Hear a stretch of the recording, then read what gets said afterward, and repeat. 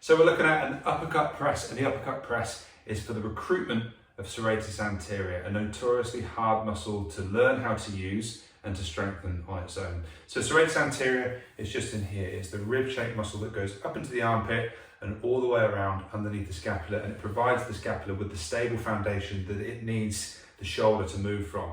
So I'd recommend that you pop your fingers somewhere in there so that you can feel it working, and to aid in the recruitment of that muscle by completing the sensory feedback loop of you feeling it work. I'm using a 5 kilo dumbbell for this. That will be plenty.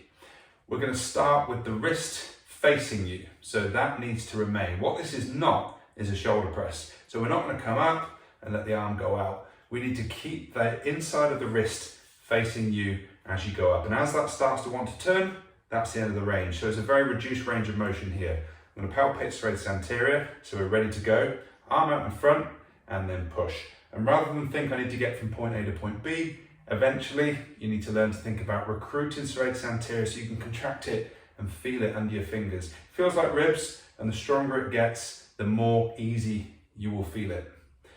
So we're going to do that for 3 lots of 10 repetitions, aiming not so much to fatigue the muscle, but just to develop the awareness of it and to learn how to contract it more effectively. If you haven't got dumbbells at home, then we can use a band for that as well. So let's loop it underneath the leg,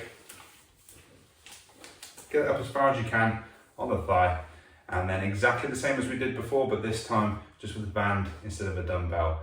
Pushing up and back down. And the only difference here is that with the strength curve being changed, it will get more difficult when you get to the top. So just be aware of that. It can change things. It may mean you have to reduce the range of motion, but as long as we can feel serratus anterior working, it's underneath the shoulder blade, into the armpit, that's the place that we should feel that slight burn, a good burn, a muscular ache, nothing more.